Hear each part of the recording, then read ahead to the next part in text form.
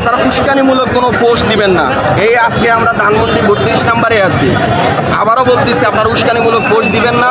বিভিন্ন Facebook page, বিভিন্ন জায়গায় আপনারা গাড়ি দিয়ে আসতেছেন, গোপালগঞ্জ থেকে আসতেছেন, লঞ্চে আসতেছেন। ভাই এখানে কেউই নেই আপনাদের গোপালগঞ্জবাসী।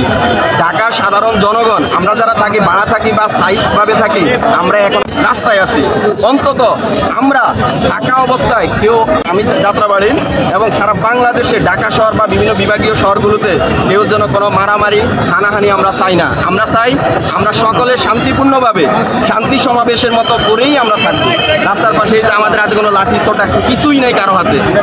আমরা সাধারণ জনগণ হিসেবে যেন আমরা থাকতে পারি আপনাদের মাঝে সব সময়। এটা কোনো দলীয় না। আসসালামু আলাইকুম, আমি মোহাম্মদ জসিমউদ্দিন, সমন্বয়ক যাত্রাবাড়ি শিক্ষকদের পক্ষ থেকে। ছিলাম, এখনও আছি এখানে ধানমন্ডি 32-এ। গতকাল রাত থেকে শুনতেছি দলীয় স্বৈরাচার বা দলীয় আসতে চাচ্ছে। আমরা যারা সাধারণ জনগণ আছি বা ছাত্র সমাজ আছে, আমরা দেখার জন্য আসছি এখানে কোনো নৈরাজ্য বা কোনো কিছু হচ্ছে কিনা। স্বাধীন বাংলাদেশে সবারই তাদের দলীয়ভাবে তারা কোনো কিছু যদি শান্তিভাবে করতে চায় তারা করুক, কোনো সমস্যা নাই।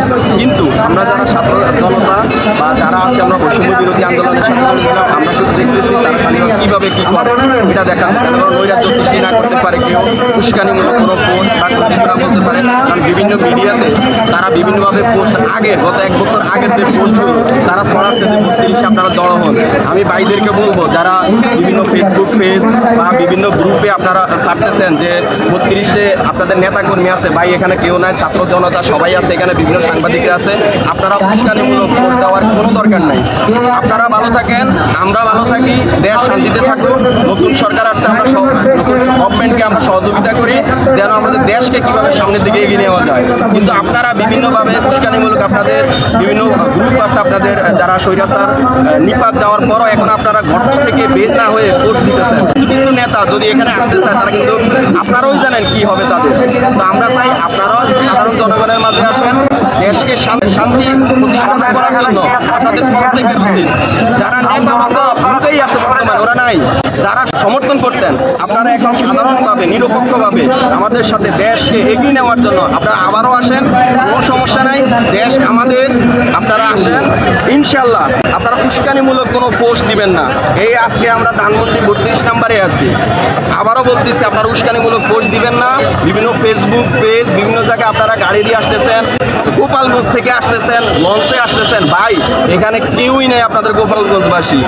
ঢাকার সাধারণ জনগণ, আমরা যারা থাকি, ভাড়া থাকি বা স্থায়ীভাবে থাকি, আমরা এখন রাস্তায় আছি। অন্তত আমরা ঢাকা অবস্থায় কেউ, আমি যাত্রাবাড়ির এবং সারা বাংলাদেশে ঢাকা শহর বা বিভিন্ন বিভাগীয় শহরগুলোতে কেউ যেন কোনো মারামারি হানাহানি আমরা চাই না। আমরা চাই আমরা সকলে শান্তিপূর্ণভাবে শান্তি সমাবেশের মতো করেই আমরা থাকবো। রাস্তার পাশে যে আমাদের হাতে কোনো লাঠি ছোটা কিছুই নেই কারো হাতে।